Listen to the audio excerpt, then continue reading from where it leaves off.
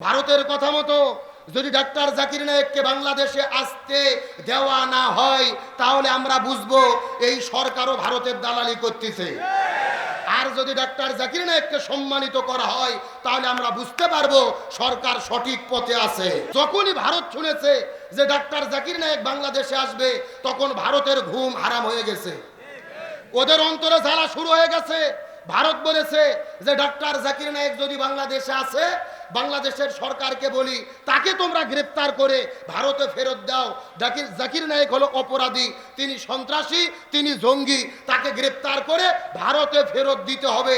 যেন মনে হচ্ছে মামু বাড়ির আবদার। কথা বলে না কেন? আমরা ভারতকে বলতে চাই ডাক্তার জাকির নায়েককে তোমরা ফেরত চাও, অথচ এই বাংলাদেশে 2000 ছাত্র জনতাকে যারা হত্যা করেছে ওই গণহত্যার মহানায়িকা ডাইনি হাসিনা ভারতে অবস্থান করতেছে। যদি জাকির নায়েকের কথা বলো আগে স্বৈরাচার হাসিনাকে ফেরত দাও। ডাক্তার জাকির নায়েক হলো মুসলিম উম্মার সম্পদ, তাকে তো ভারতে দেওয়া যাবে না। সরকারকে বলি ওকে রাষ্ট্রীয় মেহমান বানাইয়া রাষ্ট্রীয় সম্মানে ভূষিত করে এই বাংলাদেশে সম্মানিত করতে হবে এবং প্রয়োজনে তাকে নাগরিকত্ব দেওয়ার মাধ্যমে ওই নরেন্দ্র মোদীকে দাঁত ভাঙা জবাব দিতে হবে এবং প্রমাণ করতে হবে ওই ভারতের তাবেদারি এই বাংলাদেশ আর শুনতে রাজি নয়। কিন্তু সরকারকে বলবো ডাক্তার জাকির নায়েকের কোনো অপরাধ নেই, ভারত থেকে বের করে দিয়েছে গুজরাটের কসাই নরেন্দ্র মোদী। কারণ কি? আল্লাহর কোরআন বলেছেন ওয়াইজিয়াম কুরবিকাল্লাযিনা কাফারু লিইউসবিতুকা আও ইয়াকতুলুকা আও ইখরিজুকা। যারা কাফের হয় তারা আলেমদের দেশে থাকতে দেয় না, হয় জেলে বন্দী করে, না হলে দেশ থেকে বের করে দেয়, না হলে তাদেরকে হত্যা করে। সুতরাং ডাক্তার জাকির নায়েককে আমরা বাংলাদেশের 18 কোটি মানুষ ভালোবাসা দিয়ে তাকে সম্মানিত করতে চাই। আমরা কোন ষড়যন্ত্রে পাও দেব? তামাম পৃথিবীর ভেতরে একজন celebrity Islamic scholar doctor Zakir Naik, তিনি সিদ্ধান্ত নিয়েছেন এই নভেম্বর মাসের 28 তারিখে তিনি বাংলাদেশে আসবেন। আলহামদুলিল্লাহ বলেন। কিন্তু ডাক্তার জাকির নায়েক যখন বাংলাদেশে আসতে চাইলেন আমার দেশের সরকার নভেম্বর মাসের 28 তারিখ থেকে ডিসেম্বরের 20 তারিখ পর্যন্ত তাকে অনুমতি দিল, ভিসা দিল আসার জন্য। যখনই ভারত শুনেছে যে ডাক্তার জাকির নায়েক বাংলাদেশে আসবে তখন ভারতের ঘুম হারাম হয়ে গেছে, ওদের অন্তরে জ্বালা শুরু হয়ে গেছে। ভারত বলেছে যে ডাক্তার জাকির নায়েক যদি বাংলাদেশে আসে বাংলাদেশের সরকারকে বলি তাকে তোমরা গ্রেফতার করে ভারতে ফেরত দাও। জাকির নায়েক হলো অপরাধী, তিনি সন্ত্রাসী, তিনি জঙ্গি, তাকে গ্রেফতার করে ভারতে ফেরত দিতে হবে। যেন মনে হচ্ছে মামু বাড়ির আবদার। কথা বলে না কেন? আমরা ভারতকে বলতে চাই ডাক্তার জাকির নায়েককে তোমরা ফেরত চাও, অথচ এই বাংলাদেশে 2000 ছাত্র জনতাকে যারা হত্যা করেছে ওই গণহত্যার মহানায়িকা ডাইনি হাসিনা ভারতে অবস্থান করতেছে। যদি জাকির নায়েকের কথা বলো আগে স্বৈরাচার হাসিনাকে ফেরত দাও। ও হাসিনাকে তোমরা ফেরত দেবে না, শেখ হাসিনাকে বউ সাজাইয়া স্বামীর আদর করতেছে। কথা কন না কে? আর আমাদের বলতেছে ডাক্তার জাকির নায়েককে তোমরা গ্রেফতার করে আমাদের হাতে তুলে দাও। আমরা পরিষ্কার করে বলতে চাই ডাক্তার জাকির নায়েক হলো মুসলিম উম্মার সম্পদ, তাকে তো ভারতে দেওয়া যাবে না। সরকারকে বলি ওকে রাষ্ট্রীয় মেহমান বানাইয়া রাষ্ট্রীয় সম্মানে ভূষিত করে এই বাংলাদেশে সম্মানিত করতে হবে এবং প্রয়োজনে তাকে নাগরিকত্ব দেওয়ার মাধ্যমে ওই নরেন্দ্র মোদীকে দাঁত ভাঙা জবাব দিতে হবে এবং প্রমাণ করতে হবে ওই ভারতের তাবেদারি এই বাংলাদেশ আর শুনতে রাজি নয়। কিন্তু সরকারকে বলবো ভারতের কথা মতো যদি ডাক্তার জাকির নায়েককে বাংলাদেশে আসতে দেওয়া না হয় তাহলে আমরা বুঝবো এই সরকারও ভারতের দালালি করতেছে। আর যদি ডাক্তার জাকির নায়েককে সম্মানিত করা হয় তাহলে আমরা বুঝতে পারবো সরকার সঠিক পথে আছে। তার কারণ ডাক্তার জাকির নায়েক মুসলিম উম্মার সম্পদ, তিনি মুফতি নয়, মুহাদ্দিস নয়, ফকি নয়, মাওলানা নয়, কিন্তু মুসলিম উম্মার সম্পদ। তার কারণ তিনি পৃথিবীর একমাত্র ব্যক্তি কম্পিটিটিভ রিলিজিয়ান, সকল ধর্মের ওপরে ইসলাম ধর্ম সেরা, এটা সকল ধর্মের সঙ্গে ডিবেট করে তিনি প্রমাণ করেছে। এবং আমরা জাকির নায়েকের ভিডিও দেখেছি হিন্দু বৌদ্ধ খ্রিস্টানেরা তার কাছে যখন যুক্তি তর্কে পারে না হাজারো বিধর্মীরা কালেমা পড়ে তার হাতে হাত রেখে মুসলমান হয়েছে। ডাক্তার জাকির নায়েকের কোনো অপরাধ নেই, ভারত থেকে বের করে দিয়েছে গুজরাটের কসাই নরেন্দ্র মোদী। কারণ কি? আল্লাহর কোরআন বলেছেন, ওয়াইজিয়াম কুরবিকাল্লাযিনা কাফারু লিইউসবিতুকা আও ইয়াকতুলুকা আও ইখরিজুকা। যারা কাফের হয় তারা আলেমদের দেশে থাকতে দেয় না, হয় জেলে বন্দি করে, না হলে দেশ থেকে বের করে দেয়, না হলে তাদেরকে হত্যা করে। এই তিনটা কাজ আবু জেল করেছিল, বাংলাদেশের হাসিনাও করেছিল, নরেন্দ্র মোদীও করেছে। ওইদিকে ভারতে মুসলমানদের মেরে শেষ করে দিচ্ছে, ভালো ভালো সেলিব্রিটিদের দেশ থেকে বের করে দিয়েছে, জেলের মধ্যে বন্দি করেছে। সুতরাং নরেন্দ্র মোদী কাফের, এতে কোনো সন্দেহ। আর ওই কাফেরদের কথা মতো আমরা জাকির নায়েককে ফেরত দেব না। আমার বিশ্বাস বাংলাদেশের ওপেন কোন জায়গায় যদি ডাক্তার জাকির নায়েকের প্রোগ্রাম করা হয়, অন্তত 50 লক্ষ মানুষ তার ভালোবাসায় উপস্থিত হবে। সুতরাং ডাক্তার জাকির নায়েককে আমরা বাংলাদেশের 18 কোটি মানুষ ভালোবাসা দিয়ে তাকে সম্মানিত করতে চাই। আমরা কোন ষড়যন্ত্রে পাও দেব। তাহলে বলতে চাচ্ছিলাম, রসুলের সিরাতের শিক্ষা হলো, যিনি মসজিদের ইমাম হবে তাদেরকে সমাজের ইমাম হতে। আমার প্রিয় বন্ধুগণ, মুসলমান ভাইরা গভীর মনোযোগ লক্ষ্য করুন। আমার নবীজি হাদিস শরীফের মধ্যে কত চমৎকার করে বলেন। ওই বিদায় হজের দিনে 100 লক্ষ সাহাবীদের সামনে বলেছেন, তারাকতু ফীকুম আমরাইন লান তাদিল্লু মা তামাসসাকতুম বিহিমা কিতাবাল্লাহি ওয়া সুন্নাতা রাসূলি। আমি জমিনের মধ্যে থেকে বিদায় নিয়ে চলে যাব, তবে আমি তোমাদের মাঝে দুইটা জিনিস রেখে যাচ্ছি। এই দুইটা জিনিস যদি তোমরা আঁকড়ে ধরতে পারো, কখনোই তোমরা পথভ্রষ্ট হবা না। 1 নাম্বার কিতাব আল্লাহ, আল্লাহর কিতাব কোরআন, আর 2 নাম্বার সুন্নাতা রাসূলি, রাসূলের সুন্নাতুল হাদিস। তার মানে বোঝা গেল, এই দুনিয়ার ভেতরে আমরা যদি শান্তি পেতে চাই, আর আখিরাতের ভেতরে আমরা যদি মুক্তি পেতে চাই, কোরআন হাদিস ধরা ছাড়া আমাদের কোনো উপায়। এ বাগুনার মুসলমান গভীর মনোযোগ লক্ষ্য করুন। আমার নবী যে জমিনের ভেতরে শান্তি কায়েম করার জন্য 17 বছর বয়সের ভেতরে এই জমিনের মধ্যে একটা দল গঠন করেছিলেন, যেই দলের নাম হলো হিলফুল ফুজুল। কি নাম বললাম? কথাগুলো সুন্দর করে ভালো করে বোঝার চেষ্টা করবেন। হিলফুল ফুজুল নামক দলটা গঠন করার পরে 17 বছর থেকে শুরু করে 40 বছর পর্যন্ত নবীজি 23 বছর ধরে চেষ্টা করেছে এই জমিনের মধ্যে শান্তি কায়েম করার জন্য। কিন্তু দুর্ভাগ্যজনক ব্যাপার হলো, আমাদের নবীজি 23 বছর ধরে চেষ্টা করার পরেও এই জমিনের ভেতরে শান্তি কায়েম করতে পারলো। এ বাগুড়ার মুসলমান গভীর মনোযোগ।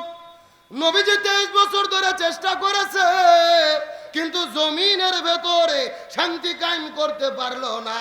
কিন্তু নবীজির বয়স যখন 40 বছর হয়ে গেল, আল্লাহ নবীজির উপরে কোরআন নাজিল করলেন। নবীজি যখন কোরআনের দাওয়াত দেওয়া শুরু করে দিল, এই কোরআন জমিনের মধ্যে বাস্তবায়ন হয়ে গেল, তখনই জমিনের মধ্যে শান্তি কায়েম হয়ে গেল। নবীজির জীবনটাকে 2 ভাগে ভাগ করার চেষ্টা করেন।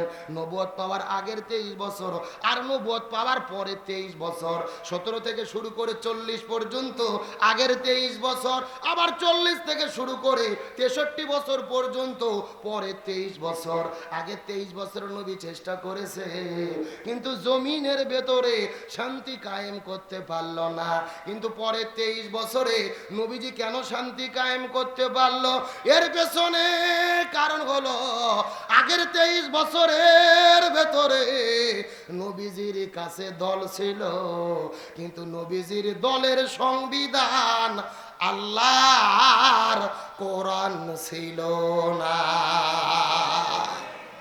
কথা কি বোঝা যায়? এ ভালো করে বোঝেন। আপনার আমার মতো 2 টাকার ছুটকে ফটকে হুজুর না, এলাকার তেল তেলা গোয়ান্দার নেতা না। স্বয়ং বিশ্ব নবী 23 বছর ধরে তার দলের দ্বারা শান্তি কায়েমের চেষ্টা করেছে, কিন্তু নবীজি শান্তি কায়েম করতে পারেনি। তার কারণ, তখন নবীর দল ছিল কিন্তু কোরআনের সংবিধান ছিল না। তার মানে বোঝা গেল, তার কারণ তখন কোরআন নাজিলই হয়নি। কিন্তু 40 বছর বয়সে নবীর ওপর যখন কোরআন নাজিল হলো, নবী কোরআনের দাওয়াত দিল, এই জমিনে শান্তি প্রতিষ্ঠা হয়ে গেল। তার মানে বোঝা গেল এই বাংলাদেশে যত রাজনৈতিক দল আছে আগামীতে শান্তি প্রতিষ্ঠার জন্য জিকির করতেছে। পরিষ্কার কথা, এই বাংলাদেশে ওই দলের দ্বারা শান্তি কায়েম সম্ভব হবে না যেই দল আল্লাহর কোরআনের সংবিধান দিয়ে পরিচালিত হয় না। কথা কি ক্লিয়ার না ভেজাল আছে? কেন ভাই, যেই দল নিজেরাই কোরআন দিয়ে চলে না, ওদের নিজেদের ভেতর তো মারামারি করে দলাদলি করে 1 বছরে 110 জন কুপকাত। কথা বলে না কেন? তার মানে বোঝা গেল জমিনে কোরআন ছাড়া কখনোই শান্তি আসবে। গতকালকে আবার দেখলাম বাংলাদেশের সবচাইতে বড় দলের নেতা সালাউদ্দিন সাহেব, উনি বলেছে যে আমরা মওদুদীর ইসলামে বিশ্বাস করি না, মওদুদীর ইসলাম অনুসরণ করি না, আমরা মদিনার ইসলাম অনুসরণ করি, মদিনার ইসলাম কায়েম করতে চাই।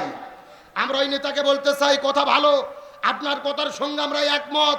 মদিনার ইসলাম আপনারাও চান, আমরাও চাই। তবে আমার কথা হলো, মদিনার ইসলাম মানে হলো আমার নবী 10 বছর কোরআন দিয়ে মদিনা নামক রাষ্ট্র পরিচালনা করেছে।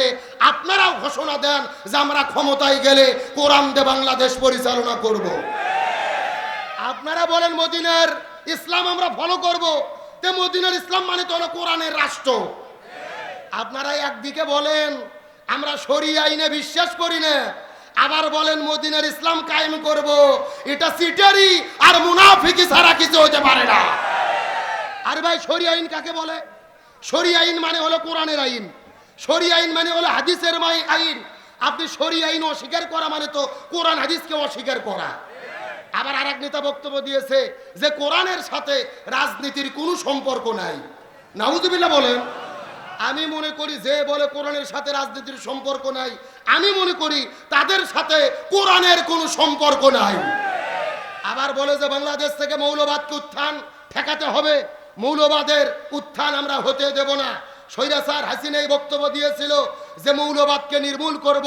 মৌলবাদ মানে হলো মূল হলো কোরআন, মূল হলো হাদিস। সুতরাং মূল কোরআন হাদিসকে যারা উৎখাত করতে চায়, আল্লামা সাইদি বলেছিল আমরা 18 কোটি আছি মূলে, তোমরা আসো আগায়, গোড়া থেকে এমন একটা ঝাঁকি দেব মামু বাড়ি দিল্লি গিয়ে পড়বা।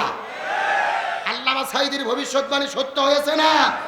তার মানে আবারও নতুন করে মৌলবাদ উৎখাত করার নামে আলেমদের বিরুদ্ধে যারা দাঁড়াবে, এদের পরিণতি ওই পতিত স্বৈরাচারদের মতোই হবে।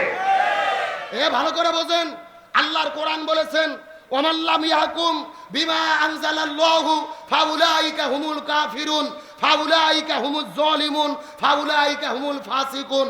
সূরা মায়দা আয়াত নম্বর 44, 45, 47।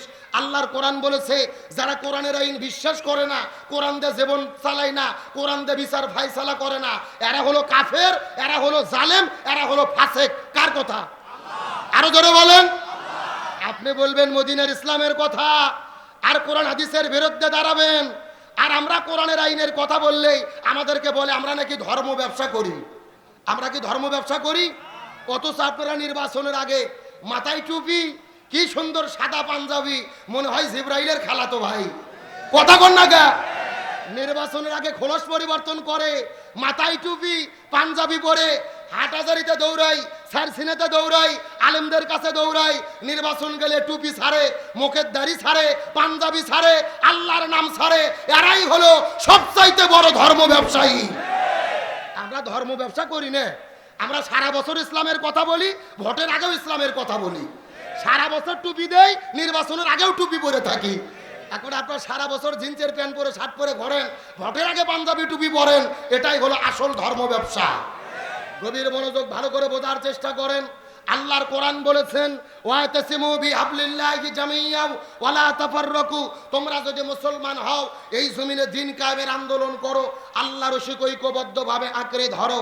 আল্লাহর কোরআন বলেছেন ওয়ালতাকুম মিনকুম উম্মাতুন ইয়াদউনা ইলাল খায়র ইয়ামুরুনা বিল মারুফ ওয়া ইয়ানহাউনা আনিল মুনকার, তোমাদের ভেতরে অবশ্যই একটা দল থাকবে যারা ভালো কাজের আদেশ করবে, অন্যায় কাজে বাধা দেবে। আল্লাহর কোরআন বলেছেন আল্লাযীনা ইম্মাক্কান্নাহুম ফিল আরদি আকামুস সালাহ ওয়া আতাউজ যাকাত ওয়া আমারু বিল মারুফ ওয়া নাহাউ আনিল মুনকার। কোন মুসলমান দল যদি ক্ষমতায় যায় চারটে কর্মসূচি বাস্তবায়ন করবে। 1 নম্বর নামাজ বাধ্যতামূলক করবে, 2 নম্বর যাকাত ভিত্তিক অর্থনীতি কায়েম করবে, 3 নম্বর ভালো কাজ চালু করবে, 4 নম্বর মন্দ কাজ বন্ধ করবে। সুতরাং আগামীতে বাংলাদেশে ক্ষমতায় যাওয়ার পরে এই 4 কর্মসূচি বাস্তবায়নের জন্য যারা ঘোষণা দেবে ইমানদার মুসলমান হিসেবে তাদের পক্ষেই আমাদের থাকতে হবে। বক্তব্য কি আব্দুল সালাম যুক্তিবাদী না আল্লাহর? তাহলে দল যদি করাই লাগে কিসের দল করব? এই রাজনীতি যদি করাই লাগে কিসের রাজনীতি করব? আল্লাহর কোরআন বলেছেন ওমাইয়াবতাগি গায়রাল ইসলামি দীনান ফালা ইউকবালা মিনহু ওয়া হুয়া ফিল আখিরাতি মিনাল খাসিরিন। আল্লাহর কোরআন বলেছেন কোরআন বাদ্য যদি কেউ বিয়ে করে এই বিয়ে আল্লাহর দরবারে কবুল হবে না।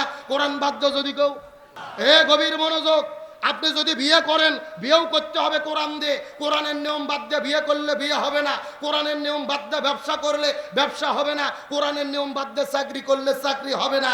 একই রকম কোরআনের নীতি বাদ দিয়ে যদি কেউ রাজনীতি করে ওই রাজনীতিও আল্লাহর দরবারে কবুল হবে না।